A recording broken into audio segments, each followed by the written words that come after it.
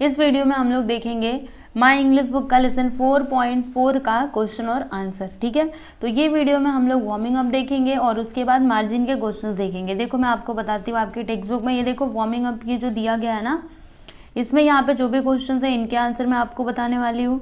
उसके बाद ये जब पूरा हो जाएगा तो फिर ये जो मार्जिन के क्वेश्चंस है ना, साइड साइड में ये जो क्वेश्चन दिए रहते हैं इनके आंसर दूंगी। ठीक है, और जो आपका इंग्लिश वर्कशॉप रहेगा ये आपको नेक्स्ट वीडियो में मिलेगा। ठीक है, इंग्लिश वर्कशॉप नेक्स्ट वीडियो में करेंगे, जिसका लिंक मैंने डिस्क्रिप्शन में भी दिया हुआ है।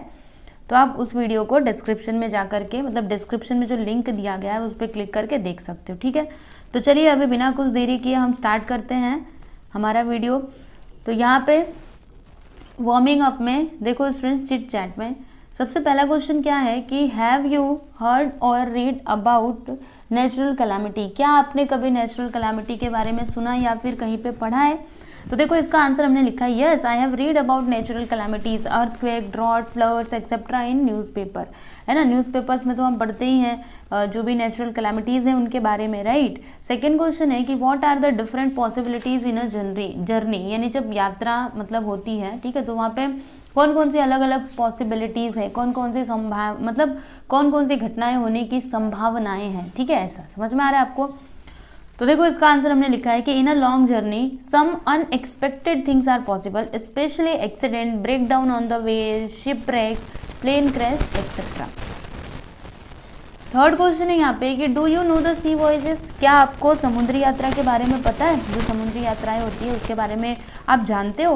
Yes I know what is sea voyage but I have not experienced it. यानी हम जानते तो है कि समुद्री यात्रा क्या होती है, लेकिन कभी समुद्री यात्रा पे गए हैं? नहीं, अभी तक तो नहीं गए। शायद आप लोग में से कोई गए होंगे तो आप लिख सकते हो, नहीं तो फिर ये लिखना कि but I have not experience it. फिर अगला क्वेश्चन है how is the journey in the sea different from the other.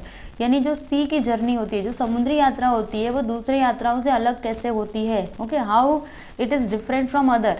Okay, तो देखो इसका आंसर है कि in other journey specially on the road we can expect some relief और help in case of accidents, mishaps, but journey in the sea though seems comfortable can be fatal if anything goes wrong in the sea. Next question है यहाँ पे fifth one कि why should we have alternatives in the journey. मतलब जब भी हम journey पे जाते हैं, यात्रा पे जाते हैं, तो हमारे पास अल्टरनेटिव क्यों होना चाहिए? अल्टरनेटिव मतलब विकल्प। ओके, क्यों होना चाहिए? तो देखो इसका आंसर लिखा है कि if there is a break down or accident of the vehicles or anything goes wrong in the regular route we should have some kinds of alternative, for example changing the route or a vehicle.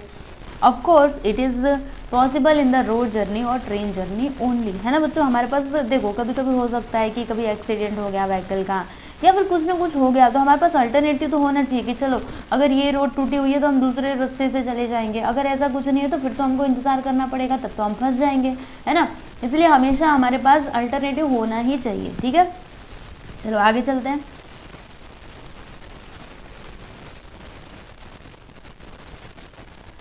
Chit chat यहाँ पे finished हो चुका है। अभी अगला यहाँ पे देखो क्या दिया गया है कि read the lines given below, imagine yourself in the situation and answer the questions based on your imagination. देखो बच्चों, ये जो सिचुएशन यहाँ पे दी गई है इसे आप लोग पढ़ो अच्छे से। यहाँ पे ये जो लाइन दी गई है इसे पढ़ो और अपने आप को इमेजिन करो कि आप इस सिचुएशन में हो। ठीक है, और फिर उसी के बेस पे यहाँ पे कुछ क्वेश्चन दिए गए जिनके आंसर आप लोग को देने हैं। ठीक है, तो क्या बोला जा रहा है यहाँ पे देखो, after the game practice my friend and I were hangry. यानी कि गेम प्रैक्टिस हो जाने के बाद जब हम गेम खेल लिया हमने, ठीक है, आप इमेजिन करो कि आप हो, आपका दोस्त है। ठीक है, तो खेल लिया था जब आपने, मतलब खेल वगैरह सब खेल लिया, तो आप और आपके जो दोस्त है, जो भी आपका दोस्त है, वो सभी क्या थे? हंग्री थे, भूखे थे। ठीक है, तो हमने क्या सोचा कि we decided to go to a snacks outlet. हम जाएंगे जो स्नैक का मतलब आउटलेट है थर्ड फ्लोर पे, वहाँ पे जाएंगे, राइट। तो जस्ट एज वी, तो हम लोग वहाँ पे चले गए। ठीक है, आप ऐसा समझिए कि आप लोग चले गए, उधर खा वो लिया अच्छे से। तो क्या हुआ, just as we paid our bill and were about to leave there was a ear shattering blast, a loud explosion on the first floor. देखो बच्चों, अब आगे क्या होता है पता है, अभी जब आप बिल पे करके वहां से निकलने ही वाले होते हैं तभी क्या होता है ना कि एकदम से कान को आपके बहरा कर देने वाली आवाज, जैसे ब्लास्ट करके एक्सप्लोजन होता है। ठीक है, loud explosion on the first floor पे। ओके, तो ये सिचुएशन आपके सामने, आप गए दुकान पे, ठीक है, आप आउटलेट पे गए, उधर खाया पिया जो भी किया, फिर बिल पे करके अभी आप बाहर निकलने वाले थे, तब तक ये घटना है जो आपके साथ घटित हो गई। तो अब इसी के बेस पे आपसे कुछ क्वेश्चंस पूछे जा रहे हैं, you have to give the answer of this questions. Ready? Yes.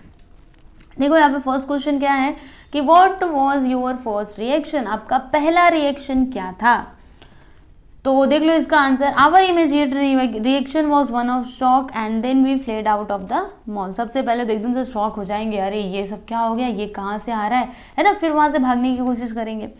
Next है how did the public panic, मतलब वहाँ पे जो पब्लिक थी वो कैसे पैनिक हो गई थी, कैसे एकदम डरी हुई थी। तो देख लो इसका answer, they were in a state of panic and ran helter skelter to find the exit, some were shouting and crying hysterically. Okay, कुछ तो मतलब इधर तो घूम रहे थे, अरे कैसे बाहर निकला जाए, कैसे बाहर निकला जाए, ठीक है, सब एकदम डर गए थे, और कुछ तो चिल्ला रहे थे, रो रहे थे। ओके, इस तरीके से।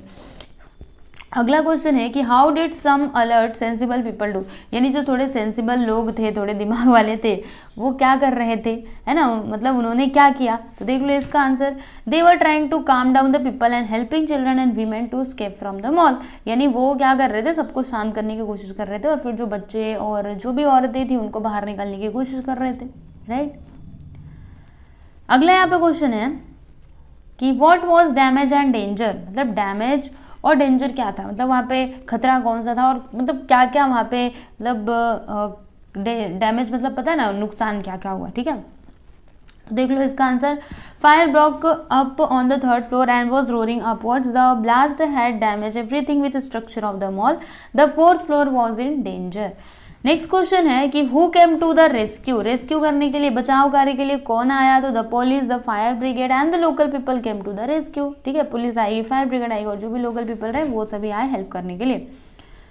अगला सवाल है यहाँ पे, अच्छा अगला क्वेश्चन इधर कहाँ गया, ये रहा।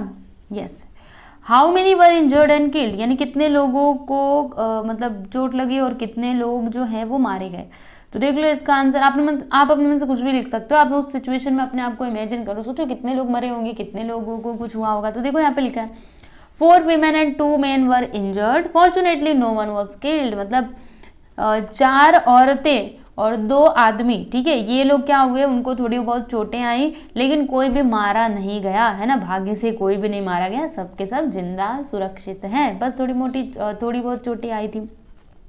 अगला यहाँ पे कि what effect did the instance live on your mind, यानी ये जो इंस्टेंस था, ठीक है, इसका आपके दिमाग पे क्या असर पड़ा। तो देख लो इसका आंसर लिखा है कि we were shocked and were still trembling with fear though we were out of danger, we thank God for saving us from the danger. Okay students, मुझे उम्मीद है कि आप लोग को ये सारी चीज़ें समझ में आ रही होंगी।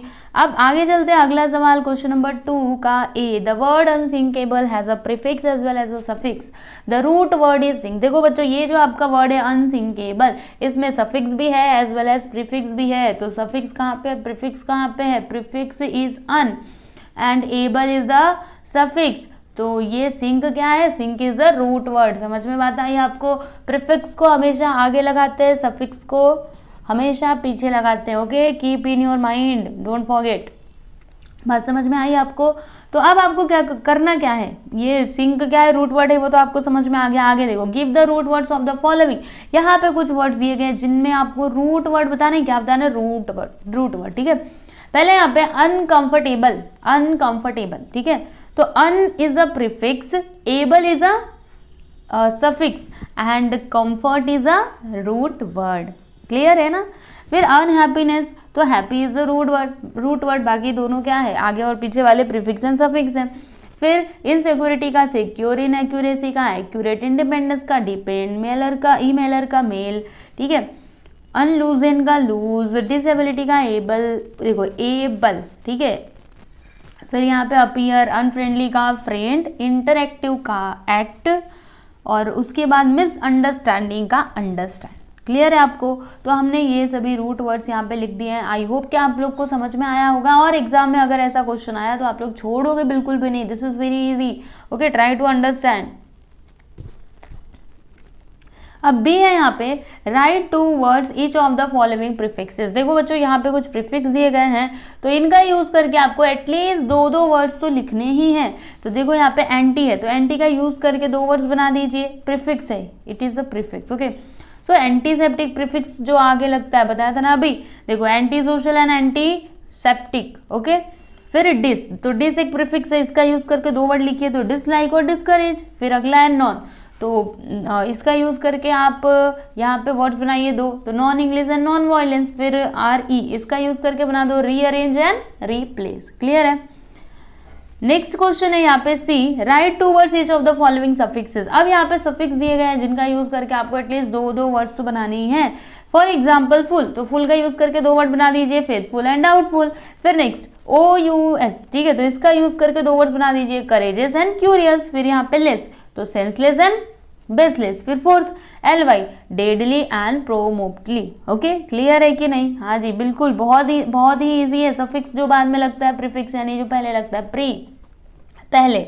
ओके, प्री से याद रखो, प्री यानी पहले, तो प्रीफिक्स मतलब प्री जो वर्ड के पहले लगेगा, रूट वर्ड के पहले, दैट इज अ प्रीफिक्स। और जो बाद में लगा वो सफिक्स। ठीक है, पहला अगर ये जो प्रीफिक्स मतलब वो पहले लगता है, तो सफिक्स यानी वो पीछे ही लगेगा ना। ठीक है, ऐसे थोड़ा समझने का प्रयास कीजिए स्टूडेंट्स। तो यहाँ पे हमने फाइनली जो वार्मिंग अप था वी हैव कंप्लीटेड। अब हम नेक्स्ट क्या देखेंगे, मार्जिन के क्वेश्चंस देखेंगे students. So let's see, your first question is what facilities were available on the ship, यानी वो जो शिप था उसमें कौन कौन सी फैसिलिटीज अवेलेबल थी। तो देखो यहाँ पे answer, facilities of Titanic were grand staircases, dining room, shops and swimming pools. Okay, so ये सारी फैसिलिटीज उस शिप में अवेलेबल थी। नेक्स्ट क्वेश्चन है, what made the man turn cold with fright, यानी कि मतलब किसकी वजह से जो मैन था, ठीक है, वो डरा हुआ, ठीक है, डर रहा था ठंडी की वजह से। तो देख लो इसका answer, the man was asked to keep watch on icebergs from the top of the ship. Suddenly at 11:40 p.m. he saw something. He grew cold with fear because he had seen a huge iceberg stood right in the path of the Titanic. Okay, clear है कि नहीं? ये इसका answer है students. अब ध्यान से देखते जाइए। चलो आगे चलते हैं। ये तो हो गया ना कि what made the man turn cold with fright, यानी कि वो जो आदमी था उसका शरीर ठंडा क्यों पड़ गया था। तो हमने इसका आंसर तो देख लिया, क्यों ठंडा पड़ गया था, क्योंकि उसने देखा था ना 11:40 को बहुत अचानक से वो आइसबर्ग देख लिया था, इसकी वजह से उसका पूरा जो शरीर था वो ठंडा पड़ गया था डर के मारे। ठीक है, थर्ड क्वेश्चन है यहाँ पे कि why were the passenger in grave danger, मतलब जो पैसेंजर्स थे उनकी जान खतरे में क्यों थी, वो जो यात्री थे। तो इसका आंसर देख लो, the passenger on the Titanic were in grave danger because in the first place they did not get help from the other ships, the California, the Carpathia, the Titanic was sinking fast, the ship began to tilt into the sea, there were not enough life boats in the ship, there was only enough space in the boat for a few hundred passengers and they were all more than 2000 passengers. Okay, तो यहाँ पे ये third वाला भी complete कर लिया। Fourth one की बारी है। तो यहाँ पे क्या बोला गया है कि why could Carpathia not do much to save more lifes, यानी कि जो कार्पथिया थी वो ज़्यादा जिंदगियाँ क्यों नहीं बचा सकी, ज़्यादा लोगों को वो नहीं बचा सकी थी ना। अगर आपने ये लेसन पढ़ा होगा तो आपको समझ में आ रहा होगा। ठीक है, क्योंकि बाकी लोग तो, कई सारे लोग तो डूब चुके थे, कई अभी जो भी मतलब बचने लायक थे उनको बचाया गया था। देखो इसका आंसर है कि the ship Carpathia arrived at 3:40 AM, है ना, वो थोड़ी देर से पहुंची थी। The Titanic had already vanished into the sea before that, मतलब उसके पहले ही ये इतने पे पहुंची। ठीक है, कार्पथिया इतने पे पहुंची उधर वो टाइटेनिक के पास, लेकिन टाइटेनिक तो तब तक पूरी डूब चुकी थी। Carpathia crew found the life boats and they could save only 700 people, वो बस 700 ही लोगों को बचा सके, but almost all of the people in the water had drowned or dead of cold. ठीक है, और जो दूसरे लोग थे वो उसी में दब चुके थे, मर चुके थे। ठीक है, the ship Carpathia was so late that its crew could not save more lifes. ठीक है, वो लेट था, इसकी वजह से वो ज़्यादा जिंदगियां नहीं बचा सकी। अगर वो शायद से कार्पथिया पहले चला जाता तो शायद से जो भी लोग थे, जितने भी पीपल से उस शिप में, टाइटेनिक में, वो शायद से बच सकते थे।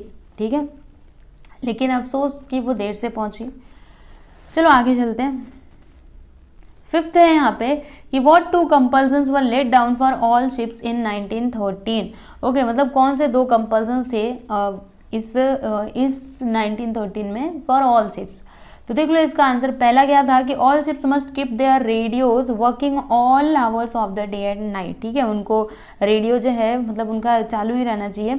एंड दूसरा, all ships must have enough room in their boats to carry everyone on board. Okay, तो ये 2 कंपल्सन्स थे जो सभी के लिए थे फॉर ऑल शिप्स।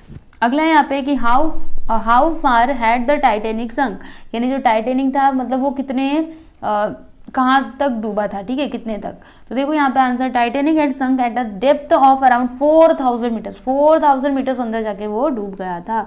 मतलब अगर फिट में अगर इसकी बात की जाए ना तो लगभग 13,000 फीट नीचे। बात समझ में आ रही कि नहीं।